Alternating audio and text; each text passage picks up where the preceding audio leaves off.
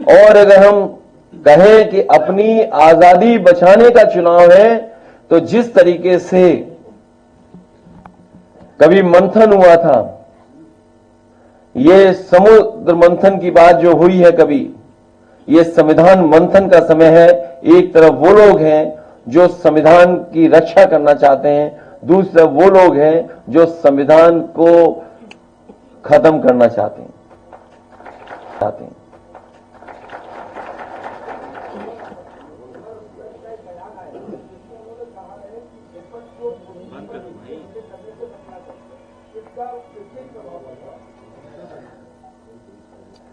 उत्तर प्रदेश के लोग स्वागत भी अच्छा करते हैं और उत्तर प्रदेश के लोग जब विदाई करेंगे वो भी बड़ी अच्छी करेंगे। जो लोग 14 में आए थे वो 24 में जाने वाले हैं और 10 साल हिटलर का ही समय था। 10 साल से ज्यादा वो नहीं रह पाया वहां पर, तो 10 साल तो इनका भी पूरा हो गया। और सवाल यह है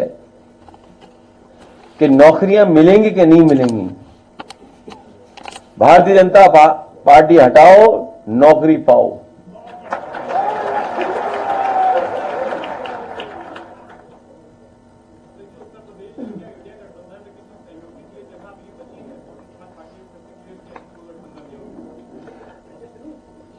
जिसका दहना उसका गहना। प्रेस के लोग आप भी बचिए।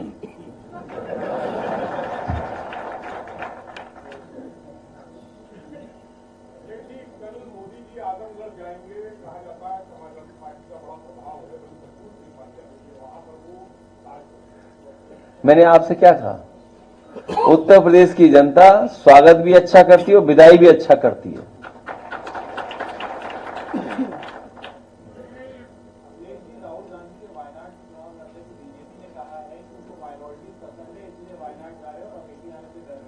और मैं तो ये कहता हूं माइनॉरिटी सबको पसंद करना चाहिए। जो कमजोर हो, जिसके साथ अन्याय हो रहा हो, उसके साथ खड़ा होना चाहिए सबको। और प्रेस के साथियों, आपको भी खड़ा होना चाहिए। कल आप कमजोर होगे तो आपके साथ कौन खड़ा होगा? जब आपके लोग जेल जाते हैं तो समाजवादी लोग खड़े होते हैं आपके साथ। आप भी हम लोगों के साथ खड़े होइए।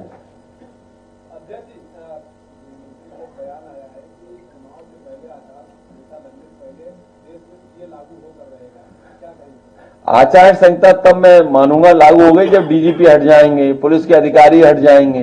पहले तो आचार संहिता लगती थी, उसके बाद अक्सर जो अधिकारी बहुत दिनों से जमे रहते थे उनको हटाया जाता था। देखते हैं ये सरकार कितने अधिकारियों को हटाती है।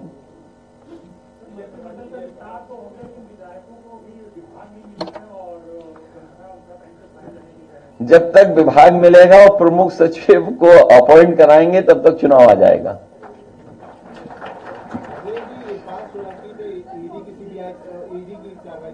देखिए, जितने भी ये सीबीआई, ईडी, इनकम टैक्स जानबूझ करके सरकार भेजती है जिससे लोग डर जाएं और घबरा जाएं और फंसाने का काम करती है।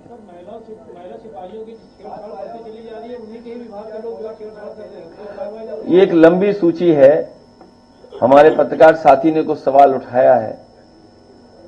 ये बहुत एक लंबी सूची है। अगर पिछले 7 साल का हम लोग गिने तो देश में सबसे ज्यादा इस तरह की घटनाएं उत्तर प्रदेश में हुई हैं। और जहां साथी हमारा एक कह रहा था, होम मिनिस्ट्री के ऊपर कोई सवाल पूछा जा रहा था, ये होम मिनिस्ट्री की जिम्मेदारी बनती है कि समय समय पर स्टेट गवर्नमेंट्स को भी चेक करें कि उनके यहां क्या हो रहा है। अगर पुलिस ही भक्षक बन जाएगी, जिनसे हमें उम्मीद है कि न्याय मिलेगा, अगर वही अन्याय करेंगे तो आप न्याय के लिए कहां जाएंगे? तो ये जो घटनाएं बढ़ी हैं, ये पुलिस हेडक्वार्टर से लेकर के और थाने तक की घटनाएं, आप इस बारे में जानकारी कर सकते हैं। सबसे ज्यादा उत्तर प्रदेश में है। जिस तरीके से जब से बीजेपी की सरकार आई है, दिल्ली में 1 लाख, पूरे उत्तर भारत में 1 लाख किसानों ने आत्महत्या की है। सोचो, जिस देश में 10 साल में 1 लाख किसान आत्महत्या करता हो, जहां पर यह बताया गया हो कि आय दोगुनी हो जाएगी, यहां जितने लोग बैठे हैं सब किसान परिवार के हैं।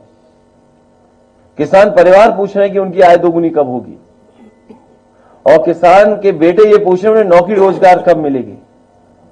जो एमएसपी के लिए लड़ रहे हैं किसान, क्या सरकार एमएसपी लागू करेगी?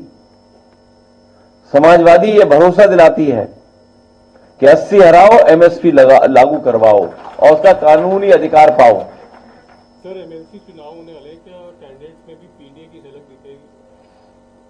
पीडीए की झलक अगले 50 साल तक दिखेगी आपको।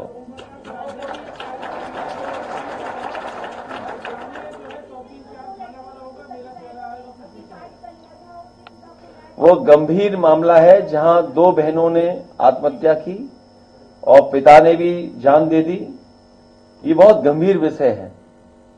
कम से कम बीजेपी को न्याय दिलाना चाहिए परिवार को, और कहीं ऐसी घटना दोबारा उत्तर प्रदेश में न हो, उसके बारे में भी सरकार को सोचना चाहिए। जो लोग जीरो टॉलरेंस की बात कर रहे थे, उनका कानून व्यवस्था उत्तर प्रदेश में जीरो हो चुका है।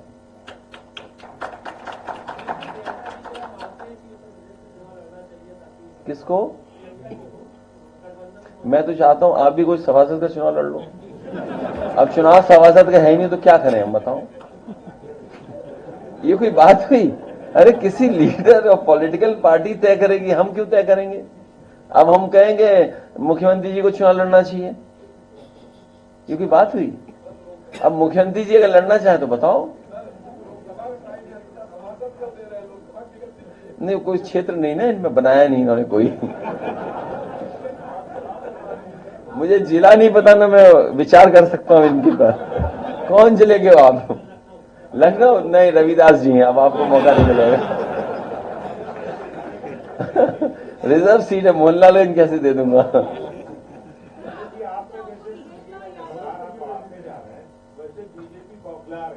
तो आपके भी चैनल में पी है।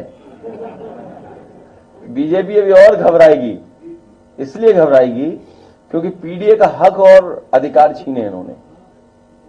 आप बताइए, वाइस चांसलर के अपॉइंटमेंट्स हुए हैं, पीडीए कितना है उसमें? जो वाइस चांसलर के अपॉइंटमेंट हुए हैं उसमें पीडीए कितना है? और हमारे ये साथी अलग अलग जिले के यहां बैठे हैं। कभी गवर्नर हाउस से ये सवाल उठता था कि कौन पोस्ट हुआ है, कितने पोस्ट हुए हैं। कई जिले ऐसे हैं जिनमें एक भी पीडीए का अधिकारी कभी पोस्ट नहीं हुआ टॉप पोस्ट में। कई जिले ऐसे हैं जिसमें पीडीए का बड़ी पोस्टिंग पाया ही नहीं। तो ये तो केवल एक बात बता रहा हूं मैं आपको कि यूनिवर्सिटियों में जो अपॉइंटमेंट हुए 34 में पीडीए है ही नहीं कहीं, केवल 4 पीडीए। और उन्होंने जिनको अपॉइंट किया है, अगर वाइस चांसलर अपॉइंट हो गए तो उन्होंने किसको अपॉइंट किया है, उसकी सूची सरकार नहीं दे रही है। जो लोग 46 में 56 कहते थे, 46 में 56, उन्हें सूची देनी चाहिए कि नहीं देनी चाहिए? ये तो केवल मैं एक बात उठा रहा हूं अभी, एक कि वाइस चांसलर के अपॉइंटमेंट्स में सरकार ने सबसे ज्यादा धोखा अगर किसी को दिया है तो पीडीए परिवार को धोखा दिया है। क्या वो 69,000 के बच्चे किस मंत्री के घर नहीं गए, बताओ? वो इसलिए उनके साथ अन्याय हो रहा है कि वो पीडीए परिवार के लोग हैं, पीडीए परिवार के लोग हक मांग रहे हैं। यही 69,000 में क्या आपने नहीं देखा? कौन सा मंत्री नहीं छोड़ा जिसके घर न गए हों? लेकिन जो वहां लोग हैं वो पीडीए को न्याय नहीं दिला सकते, उनको हक नहीं मिल सकता।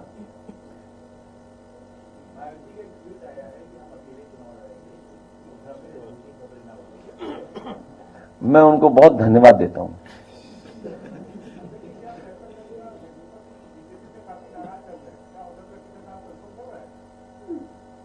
किसका? नहीं, अगर आप कह दोगे तो मैं दे दूंगा। नहीं, सच में कोई झूठ नहीं। देखिए, अगर कभी कोई ऐसी परिस्थिति बनी तो पत्रकार साथी, आपका नाम क्या है? अकील सिद्दीकी कह रहे हैं कि उन्हें टिकट दे देना चाहिए। हम आपकी बात मानेंगे, हम आपकी बात मान लेंगे।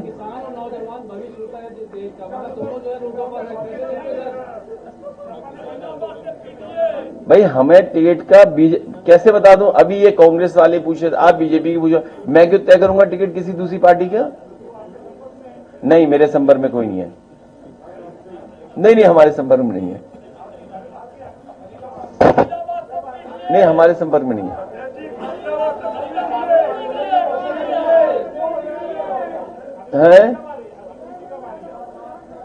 बहुत जल्दी आ जाएगी,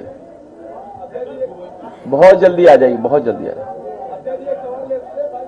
बहुत जल्दी आ जाएगी, वो भी बहुत जल्दी दे देंगे।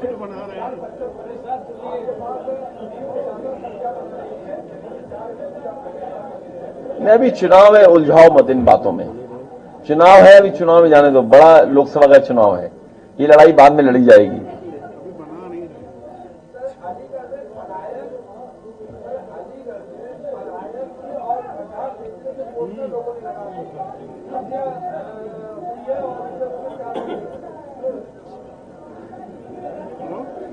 अरे रुक जा बेटा, अभी इनका दरखास्त लेना, अभी बच्चे दरखास्त देना अपनी, ठीक है? दरखास्त देना, किसी कोई ये व्यक्ति हो दरखास्त ले लो, उसकी मदद कर देंगे। हाँ हाँ, किसने लगाया पोस्टर? किस कारण? मुझे जानकारी नहीं है।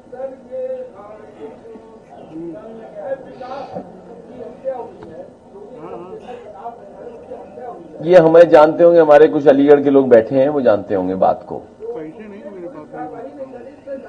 पुलिस कहां कार्रवाई कर रही है? पैसा दे दो कार्रवाई कर देगी पुलिस। ये कोई नई बात बता रहे हो क्या आप ये बताइए, बलिया में अमिका चौधरी जी बैठे हैं, यहां पर एक व्यापारी ने लाइव अपनी जान दे दी, याद है आपको? कुछ सूदखोरों से उसने पैसा लिया था, और जब पैसा नहीं दे पाया, कुछ दे दिया कुछ नहीं दे पाया, उसका भी उसने वादा कर दिया, उसकी जमीन घर मकान लिखाना चाहते थे, मजबूरी में लाइव आकर के उसने अपनी जान दी, याद है? हाँ, जबरदस्ती लिखवाया, उसके घर मकान ले लिया, जिसके कारण उसे अपनी जान देनी पड़ गई।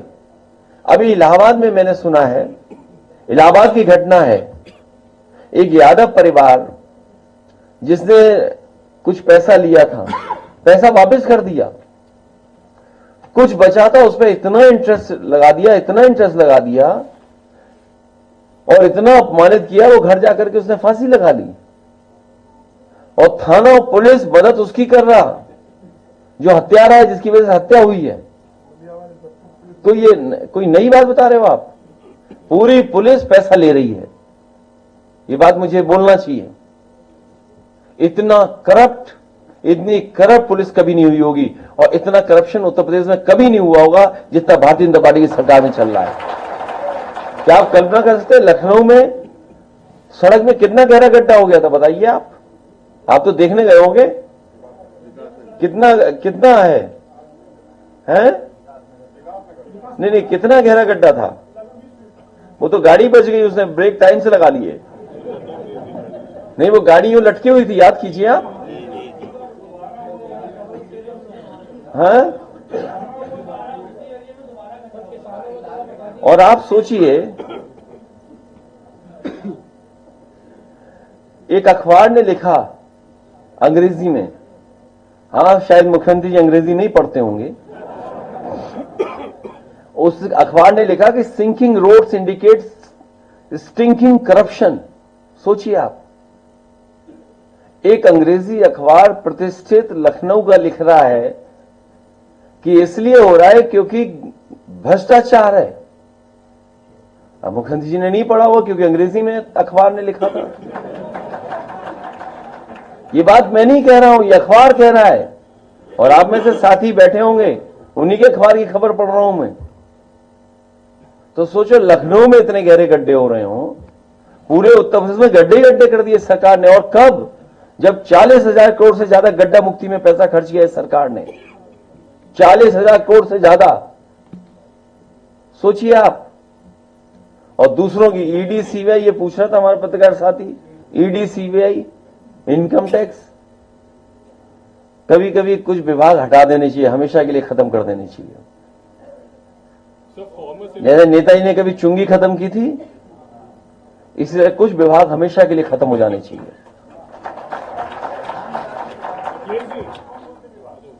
वो सरकार में लाओ तो बताएंगे,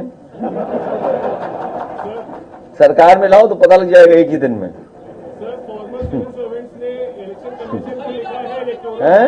फॉर्मर सिविल सर्वेंट्स ने इलेक्शन कमीशन को लिखा है इलेक्टोरल बॉन्ड इशू पे कि उसके तुरंत एक्शन लेना चाहिए और एसबीआई के किसमें? मसला चल रहा है उसपे फॉर्मर सिविल सर्वेंट्स ने लिखा है इलेक्शन कमीशन को कि एसबीआई को डायरेक्ट करें तो फंडिंग के डिटेल। उस बात में मत उलझिए।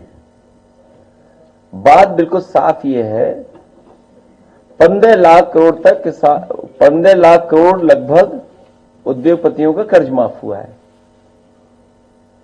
उन्हीं उद्योगपतियों को फिर कर्ज दे दिया गया। सुनने में आ रहा है कि जिनका उद्योगपतियों का कर्ज माफ हुआ है उन्होंने इलेक्ट्रल बॉन्ड्स भी दिए हैं। तो अब इसमें क्या बताएं हम? तो जब जवाब मिलेगा रिजर्व बैंक से तो पूरा देश जान जाएगा। लेकिन सवाल यह है कि 6 महीने बाद पता लगेगा, चुनाव मुद्दा ही ना बने, इसलिए है ये सब बात। सबसे ज्यादा पैसा किसके पास गया? कोई बोलेगा नहीं चैनल? आप तो बोल रहे हो। सबसे ज्यादा पैसा गया किस पार्टी पर, तो उसी को बताना पड़ेगा। मैं एक बार फिर किसमें सपा को मिला होगा? नहीं, वो तो रिकॉर्ड पे है। सपा को जो मिला शायद एक बार 2.5 करोड़ मिला है, एक बार कुछ और मिला है। अरे लेकिन हमें मिल गया, हमने बता दिया। क्या बीजेपी ऐसे बता देगी? हाँ तो मिला है, पार्टी हर पॉलिटिकल पार्टी को मिलता है। क्या चीज? जिसका दाना उसका गाना। आप लोग चलाइए चैनल पे 1-1 घंटा का शो, तो शायद मिल जाए जवाब जल्दी। लेकिन चैनल वाले शो ही नहीं चलाएंगे। जैसे बेरोजगारी पे शो नहीं चलाते, वैसे इस पे भी नहीं चलाएंगे आप। इसलिए एक बार फिर मैं सुबोध यादव जी का, सीताराम राजपूत जी का, परवेज आलम जी का, इलियास अंसारी जी का, सुभाष श्रीवास्तव जी का, मदन गौतम जी का, तिलक चंद वर्मा जी का, लतेश बिधूड़ी जी का और उनके साथ जितने सहयोगी साथियां हैं, मैं उन सब का स्वागत करता हूं। समाजवादी पार्टी में शामिल होने के लिए बधाई देता हूं। आने वाले समय में जो लोकतंत्र बचाने की लड़ाई होने जा रही है, उसमें लोकतंत्र बचाने का काम आप लोग करेंगे। बाबा साहब भीमराव अम्बेडकर जी का जो दिया हुआ संविधान है, उसको बचाने का काम करेंगे। आप सबका, अपने साथियों का धन्यवाद और प्रेस के लोग आए हुए हैं उनका भी विशेष धन्यवाद। बहुत बहुत धन्यवाद आपका।